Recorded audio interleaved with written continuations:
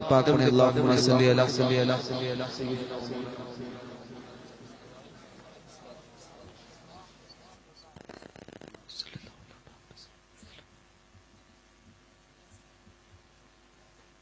حضور غوث پاک بڑے پیر دستگیر کا مبارک مہینہ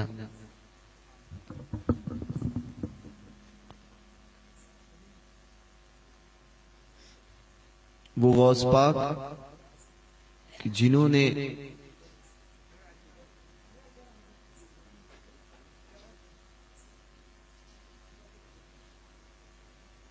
ایک مرتبہ ان کے خادم نے یہ دیکھا کہ خانقاہ میں کوئی سائل نہیں تشریف لایا،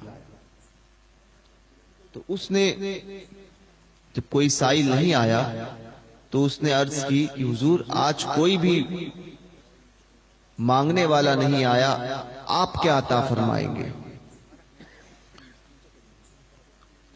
تو حضور غوث پاک نے فرمایا کہ آج ایسا کرو کہ بغداد کے جو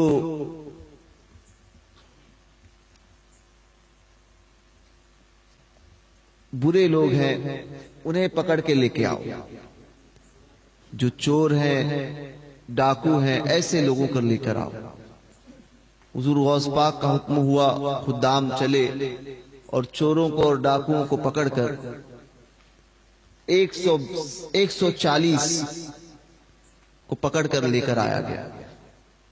حضور غوث پاک رضی اللہ تبارک و تعالی عنہ نے فرمایا کہ انہیں 2 حصوں میں تقسیم کرو، تو 70 کی ایک صف لگی اور 70 کی ایک صف لگی۔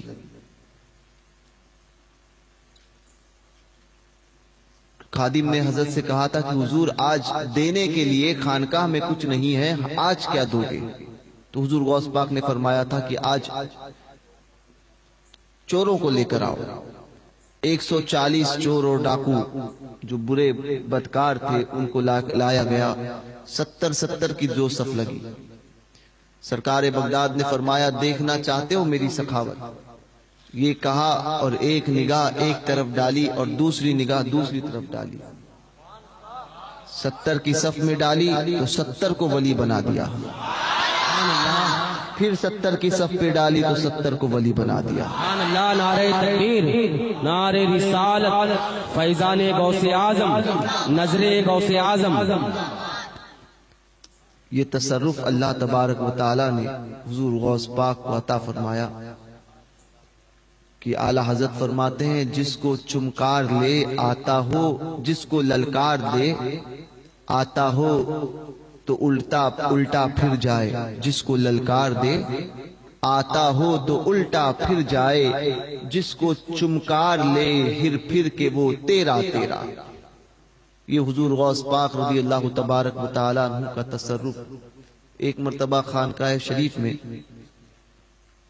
آپ دودھ نوش فرما رہے تھے، اچانک دودھ پیتے پیتے حضور غوث پاک آنکھوں سے اوجھل ہو گئے۔ کسی نے پوچھا، آپ کے 2 شہزادے سیدنا عبدالوہاب جیلانی اور سیدنا تاج الدین عبدالرزاق جیلانی وہاں موجود تھے۔ تھوڑی دیر بعد حضور غوث پاک ظاہر ہوئے، چہرے پر بڑے خوشی کے آثار تھے۔ مریدین نے، آپ کے شہزادوں نے پوچھا حضور یہ مسکراہٹ کس سبب؟ سرکار بغداد نے مسکراتے ہوئے فرمایا کہ اللہ تبارک و تعالی نے علم لدنی کے 70 دروازے مجھ پر کھول دیے ہیں۔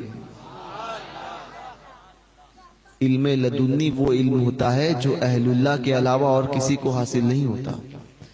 علم لدنی کے 70 دروازے مجھ پر کھول دیے، اس میں سے ہر دروازے کی مسافت پہلے دروازے سے دوسرے دروازے کا سفر زمین و آسمان کے سفر کے برابر ہے۔ پہلے دروازے سے دوسرا دروازہ جتنا زمین اور آسمان کے بیچ میں جتنا فاصلہ ہے، پہلے دروازے سے دوسرا دروازے کا فاصلہ اتنا بڑا ہے۔ ایسے اللہ تبارک و تعالی نے 70 دروازے مجھ پر کھولے۔ عطا کا عالم یہ تھا کہ ایک مرتبہ خانقاہ شریف میں حضور بڑے پیر دستگیر چل رہے تھے۔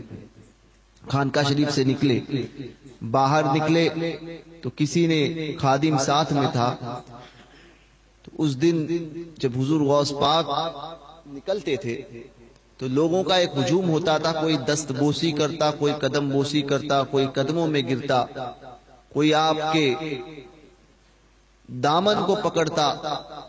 یہ حال ہوتا کہ لوگ کسی حال میں آپ کو چھوڑتے نہیں. خادم ساتھ میں جا رہا تھا. آپ کے خادم نے یہ سوچا اس دن کوئی غوث پاک کی طرف توجہ نہیں دے رہا ہے، کوئی بھی. کسی نے آپ کا نہ دستبوسی کی، نہ کسی نے قدم کو چوما، نہ کسی نے آپ کی طرف توجہ دی. سب اپنے اپنے کاموں میں مشغول ہے. اس نے دل میں یہ خیال کیا کہ شیخ عبد القادر جیلانی کی ولایت سلب ہو گئی، کہ ہمارے پیر کی ولایت سلب ہو گئی، کہ آج کوئی بھی حضرت کی طرف توجہ نہیں دے رہا ہے. یہ کہنا تھا کہ چاروں طرف سے بھیڑ امڑ آئی، اور وہی دست بوسی، کوئی قدموں کو چوم رہا ہے، کوئی ہاتھ کو چوم رہا ہے، کوئی ہاتھ اپنے سر پہ رکھ رہا ہے، کوئی قدموں میں گرا ہوا ہے. وہی چاروں طرف سے ویسی ہی بھیڑ، کوئی دامن چوم رہا ہے. یہاں تک کہ لوگوں کی بھیڑ نے اس خادم کو دھکے مار کر پیچھے کر دیا. جب پیچھے ہو گیا دل میں سوچنے لگا یہ کیا ماجرا ہے. غوث پاک پیچھے پلٹ کر فرماتے ہیں وہ پہلے والی حالت اچھی تھی یا یہ اب والی حالت اچھی ہے؟ پھر فرمایا کہ اللہ تبارک و تعالی نے لوگوں کے دلوں کو میری مٹھی میں کر رکھا ہے. اللہ تبارک و تعالی نے لوگوں کے دلوں کو میری مٹھی میں کر رکھا ہے. جسے چاہتا ہوں اپنی طرف پھیرتا ہوں اور جسے چاہتا ہوں اپنے سے پھیر دیتا ہوں. یہ حضور غوث پاک کا تصرف، آپ کی عظمتوں کا عالم یہ کہ فرماتے ہیں لوگوں کی زبان پر اس وقت تک میرا نام نہیں آ سکتا جب تک کہ میں نہ چاہوں. جب تم میرا نام اپنی زبانوں سے نکالتے ہو تو یہ بات طے ہے کہ میں جب چاہتا ہوں تبھی تم میرا نام اپنی زبان پر لیتے ہو. تو آج ہم غوث پاک کا ذکر کر رہے ہیں تو یہ حضور غوث پاک کا اذن ہے، غوث پاک کی اجازت ہے.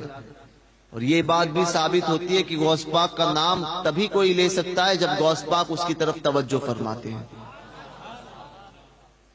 تو ہماری یہ مجلس اگرچہ یہاں ہو، ہم نے غوث پاک کا ذکر کیا ہے، غوث پاک ہمیں ضرور دیکھ رہے ہیں، اور ذکر ہوا ہی اس لیے ہے کہ غوث پاک نے چاہا ہے. تو بڑے پیر دستگیر رضی اللہ تبارک و تعالی بے شمار کرامتیں، بے شمار فضیلتیں، نہ ان کے فضائل ختم ہو سکتے ہیں، نہ ان کے کمالات ختم ہو سکتے ہیں. زندگیاں ختم ہو جائے گی، غوث پاک کا ذکر چلتا تھا، چلتا ہے اور چلتا رہے گا. وہ بڑے پیر دستگیر، ان کی ایک سنت مبارکہ یہ تھی، غوث پاک کی سنت کہ وہ زندگی ان کی پڑھنے اور پڑھانے میں گئی، علم حاصل کرنے میں اور علم کو پھیلانے میں اور اس کو پڑھانے میں. اور عقیدہ اہل سنت کے مطابق غوث پاک عقیدہ اہل سنت دے رہے ہیں. فرماتے ہیں کہ بد مذہبوں کو آتا ہوا دیکھو تو راستہ کاٹ دو.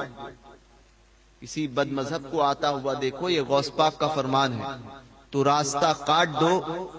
اسی لیے کہ جب تم بد مذہب سامنے سے آتا ہے اور تم اس کے قریب سے جاؤ گزرو گے تو اس پر جو اللہ کی لعنت ہوتی ہے نا، تو وہ اس کے چھینٹے تم پر نہ گر جائے.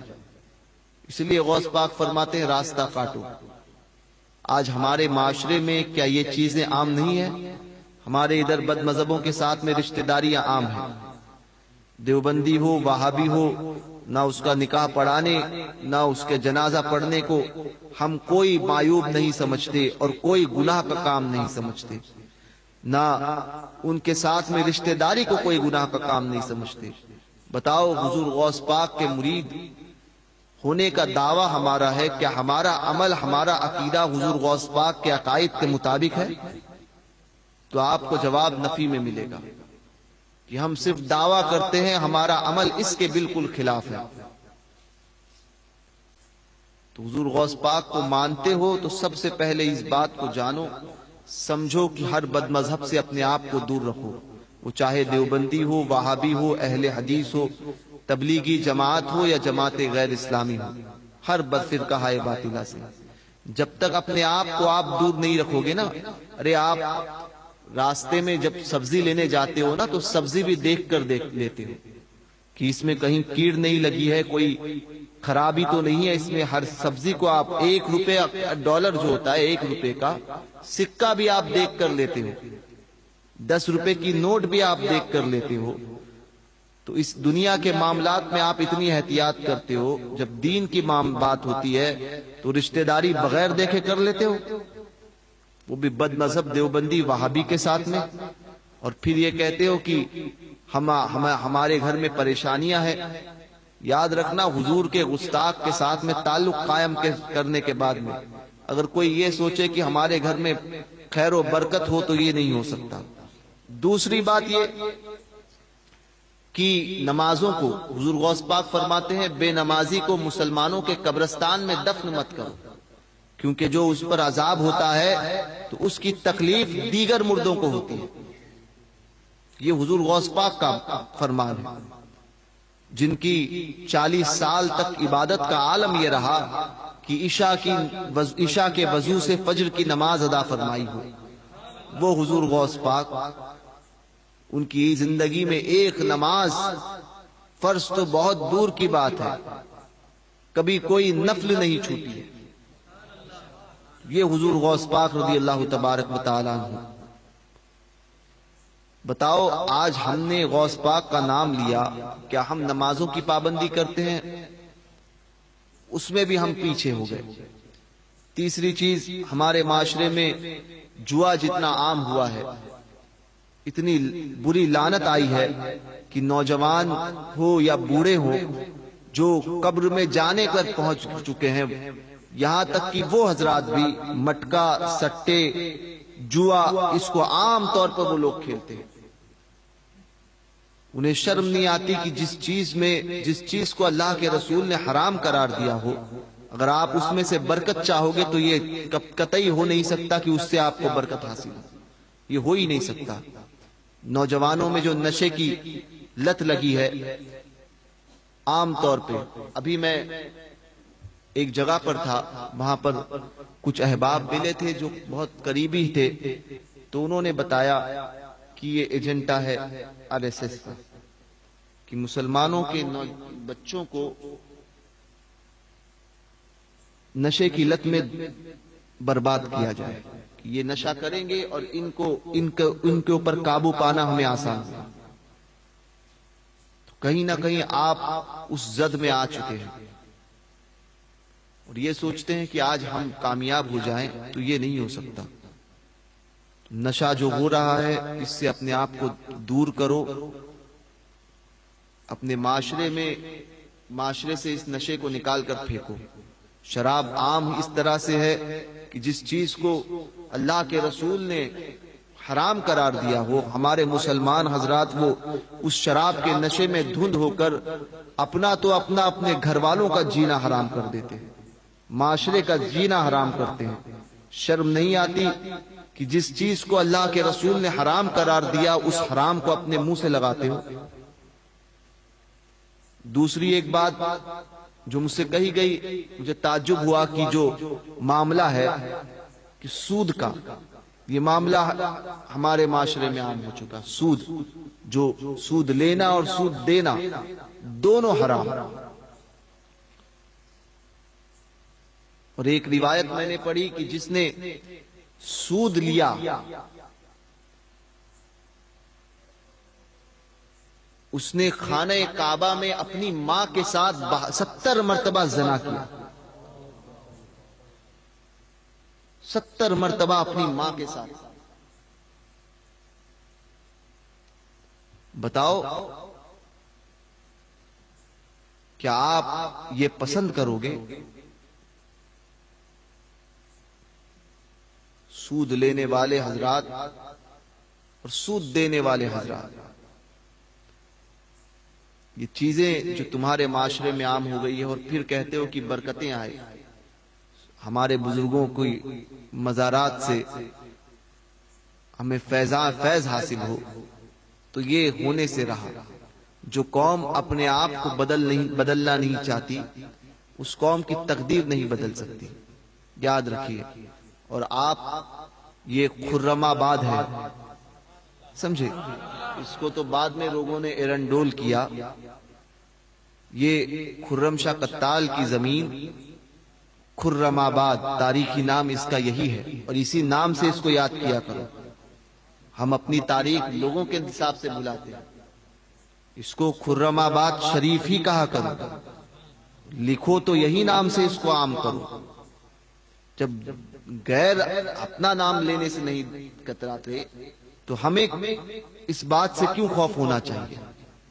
لکھو کل سے خرم آباد شریف، جہاں پر بھی ہو۔ تو اس کا تاریخی نام خرم آباد ہے۔ تو جس بزرگ کی بارگاہ میں، یہ وہ بزرگ ہیں جو براہ راست محبوب الہی نظام الدین اولیاء کے مرید اور خلیفہ ہیں، اور ان کے فیضان سے اس سرزمین پر اسلام جگمگایا۔ بتائیے اس کے باوجود ہم نے ان کے اس شہر کو صحیح رکھنے میں، باقی رکھنے میں کتنی مدد کی؟ کوئی نہیں۔ ان کے لگائے ہوئے اس گلشن کو ہم نے برباد کیا۔ بد مذہبوں سے تعلقات ہم قائم کریں، برائیاں ہم کریں، نمازوں کو ہم چھوڑیں، حرام کاری، زناکاری، جوا، سٹا، سود خوری، یہ ساری چیزیں ہم کریں، اور پھر کہیں کہ ہماری مساجد پر تالے لگا دیے گئے، اور کہیں کہ ہم پر جو ہے وہ سختی ہوئی۔ تو میں کہتا ہوں کہ آپ نے اعمال کون سے ایسے کیے جس کے بدلے میں آپ کو جو ہے کوئی انعام دیا جائے؟ بتائیے۔ پھر ہم یہ کہتے ہیں کہ ہم پر بزرگوں کا فیضان نہیں ہوتا۔ اکثر لوگ آتے ہیں، وہ یہ کہتے ہیں کہ گھر میں برکتیں نہیں رہتی۔ میں اکثر سوچتا ہوں برکت نہیں رہتی۔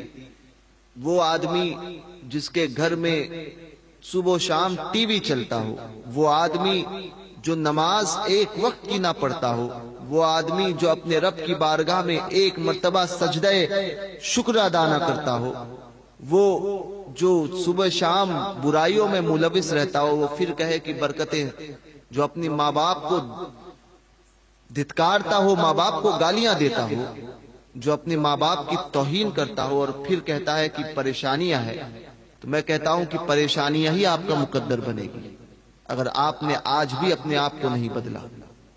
مسلمانوں، تبدیلی لاؤ۔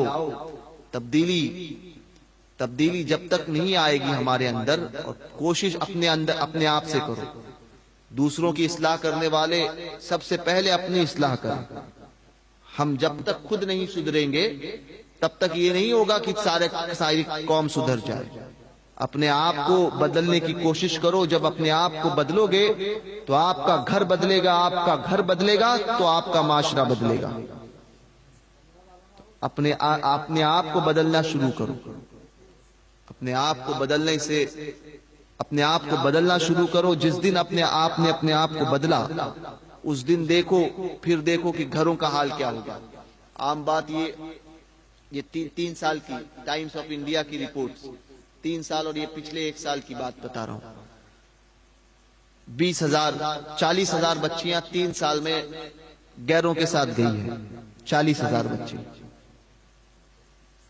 اور یہ پچھلے سال 1 سال کے اندر 20,000 بچے، اور 3 سال کی رپورٹ 40,000 ہے، اور صرف 1 سال میں 20,000 ہے۔ تو بتائیے ہمارے معاشرے میں یہ کتنی بڑی بیماری پیدا ہو گئی کہ ہماری بچیاں غیروں کے ساتھ جا رہی ہیں۔ اس کا ذمہ دار کون؟ میں کہتا ہوں وہ بچے بعد میں ذمہ دار ہیں، سب سے پہلے اس کی ذمہ دار اس کے ماں باپ ہیں۔ سب سے پہلے بچی کے قدم بعد میں بہکے، پہلے ماں باپ نے اسے دینی تعلیم نہیں دی۔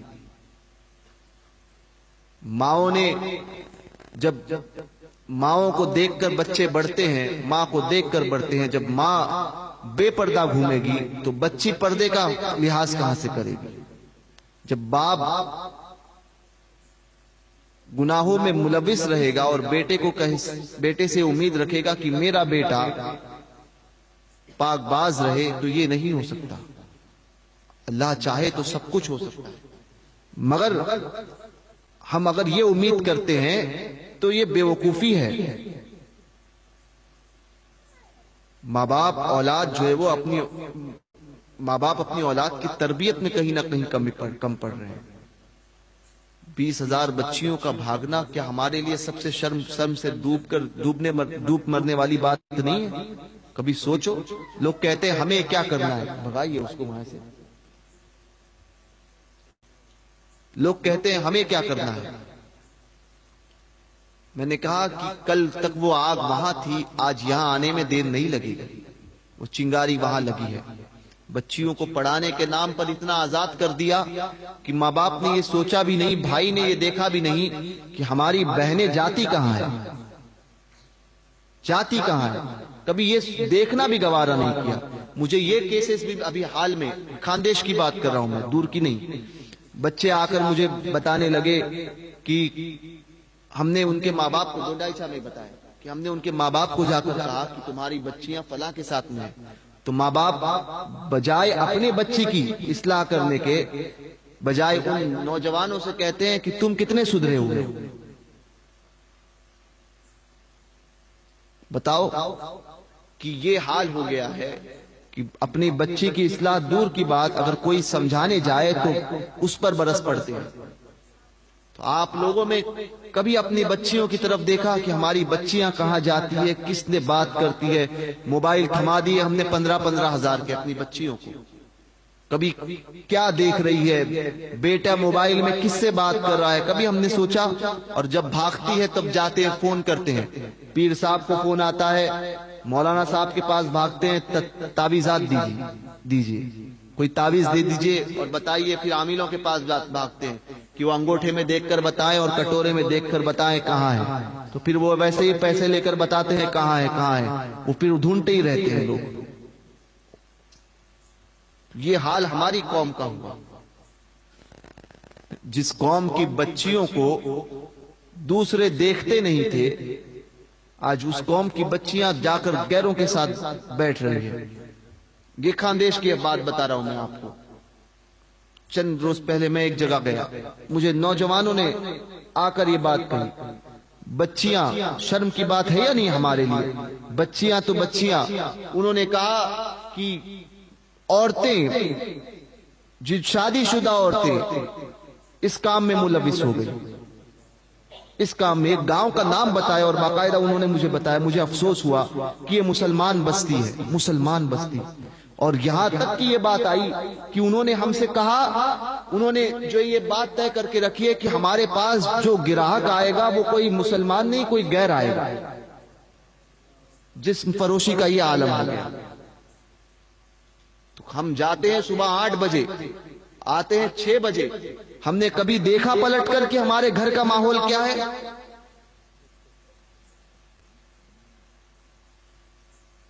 دیکھا کبھی ہماری؟ کیونکہ ہم نے اتنا آزادی دے دی کہ ہم نے کبھی سوچا ہی نہیں اور خود اتنا آزاد ہوئے۔ ہم نے پڑوسی سے کوئی بات کر رہا ہے تو ہم سمجھتے ہیں کہ نہیں اس کی اجازت ہے، شریعت اس کی اجازت نہیں دیتی، شریعت اس کی اجازت نہیں دیتی۔ جو شریعت باپ کو یہ حکم دے کہ 7 سال کی بیٹی ہو جائے تو بستر الگ کر دے، کیوں؟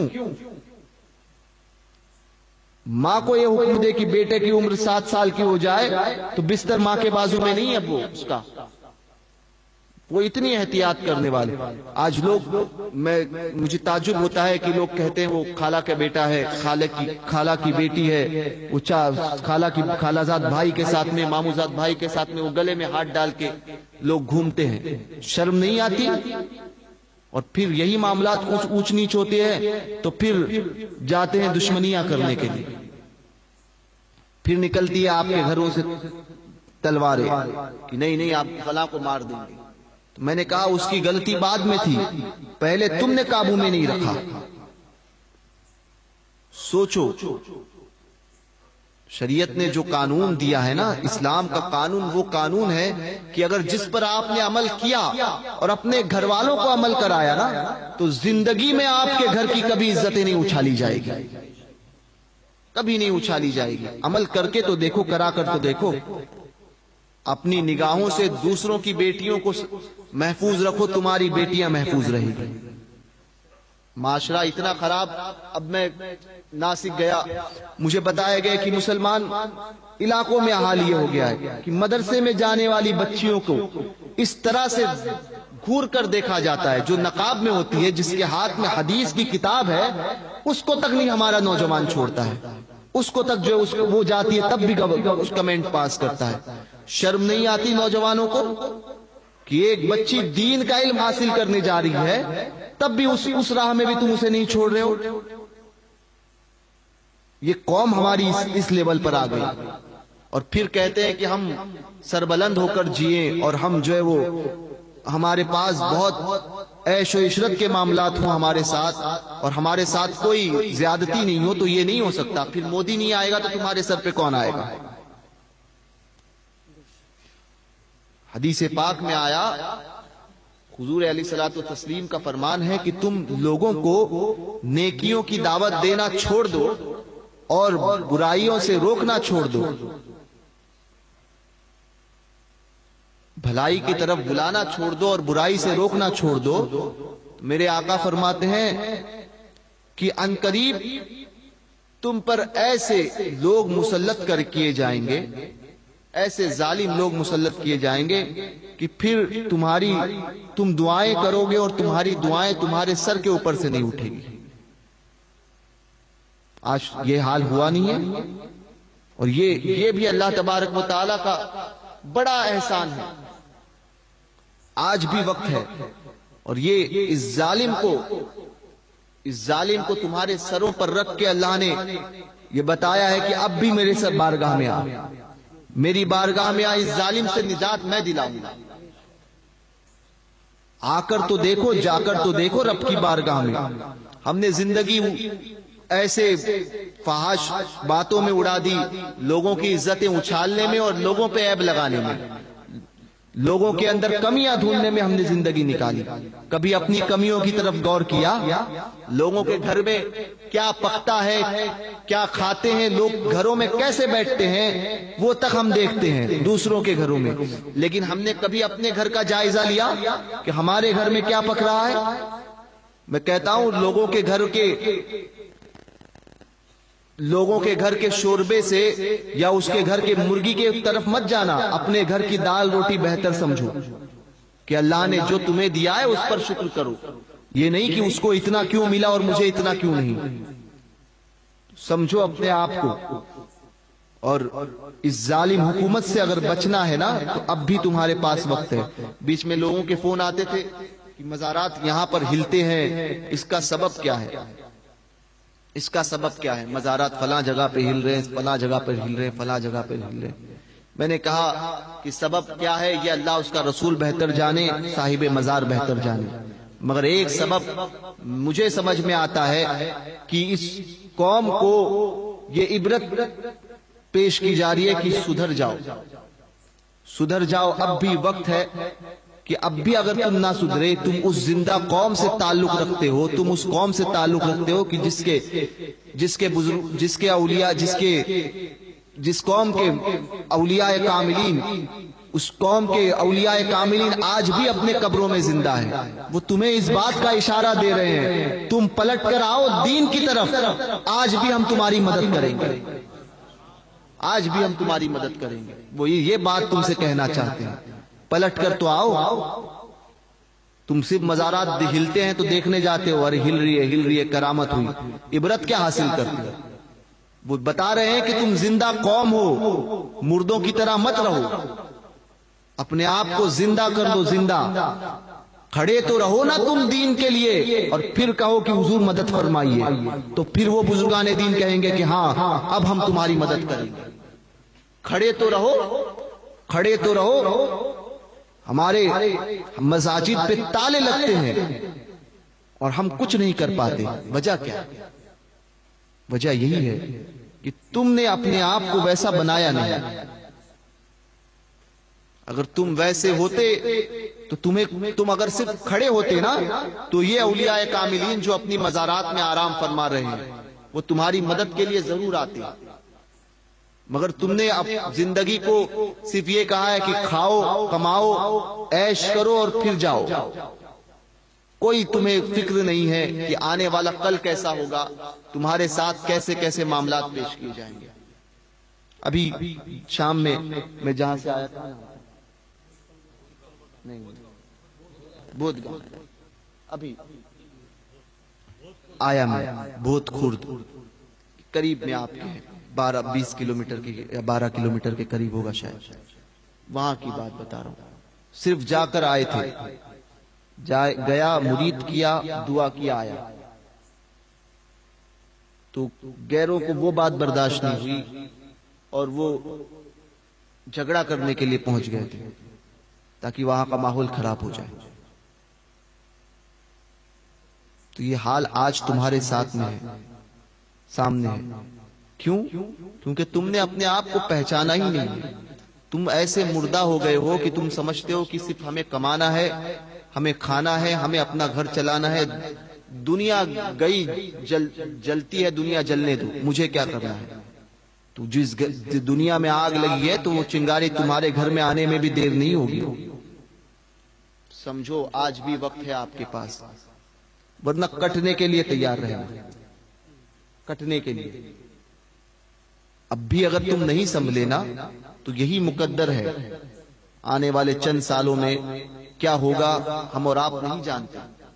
مگر اگر بچنا ہے تو سب سے پہلے اپنے کردار کو سنوارو, سب سے پہلے اپنے اعمال کی اصلاح کرو. بد مذہبوں کے ساتھ میں جو تعلقات قائم ہو رہے ہیں نا اس کا تعلقات کو توڑو.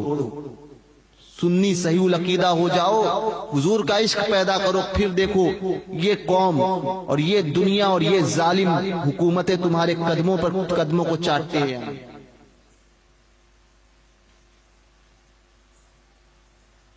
بن کر تو دیکھو آپ.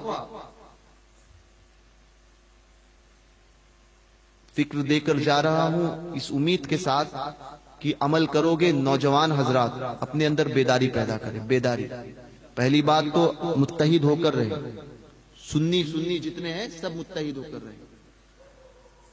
ہمارا مقابلہ بد مذہب کے ساتھ میں, دیوبندی ہو, وہابی ہو, اہل حدیث ہو, جماعت غیر اسلامی ہو, تبلیغی جماعت ہو, رافضی ہو, خارجی ہو, صلح کلی ہو, ہر بد مذہب کے ساتھ اس ہر کے ان تمام کے ساتھ میں جو اسلام کے مخالف ہیں. ہم کو بہت سے اس وقت ٹارگٹ ہمارے سامنے ہیں اور سب سے مقابلہ کرنا ہے. اور یہ تبھی ممکن ہوگا جب آپ کہو گے, یہ دل میں ایمان پختہ کرو گے اور یہ مان کر چلو گے کہ یا رسول اللہ تمہیں جانا تمہیں مانا, نہ رکھا غیر سے کام, للہ الحمد میں دنیا سے مسلمان گیا. مرنا تو سب کو ہے. ٹیپو سلطان بڑی پیاری بات کہہ گیا تھا. ٹیپو سلطان نے کہا تھا گیدھڑ کی 100 سال کی زندگی سے بہتر ہے شیر کی ایک دن کی زندگی. گیدھڑ کے 100 سال کی زندگی سے بہتر ہے شیر کی ایک دن کی زندگی. تو مرنا تو ہے ہی نا, اور موت اپنے ہی وقت پر آئے گی. تو مرو تو ایسا کہ شیر بن کر مرو اور دین کے لیے مرو. تو اٹھنا سیکھو, اپنے حق کے لیے لڑنا سیکھو, متحد رہو.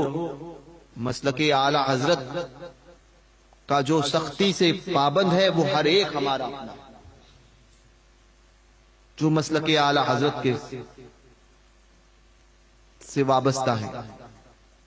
سنی صحیح العقیدہ مسلک اعلی حضرت والے بنو اور آپس میں مل کر رہو. سنی غیر کے ساتھ میں کوئی کہتا ہے ہمارا اتحاد ہو سکتا ہے تو یہ ممکن نہیں.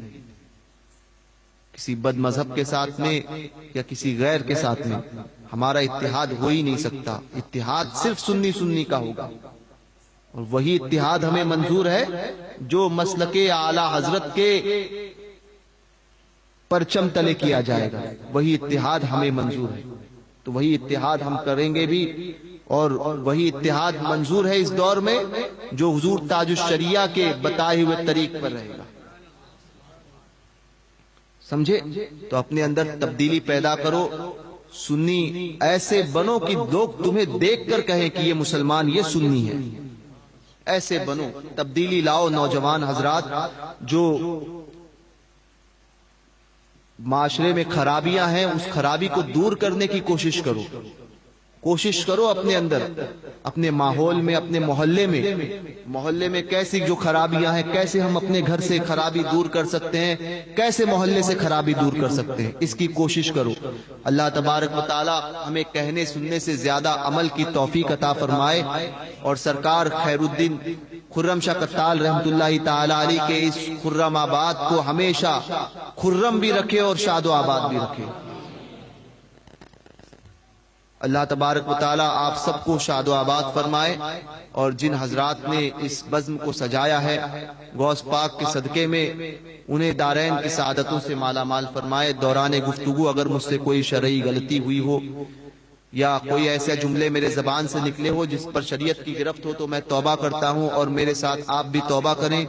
کسی میری بات پر، غیر شرعی بات پر اگر آپ نے حامی بھری ہو تو پڑھیں استغفر اللہ ربی من کلی ذنب واتوب الیہ، لا الہ الا اللہ محمد الرسول اللہ صلی اللہ تبارک و تعالی علیہ وآلہ واصحابہ وبارک وسلم. السلام علیکم ورحمۃ اللہ وبرکاتہ.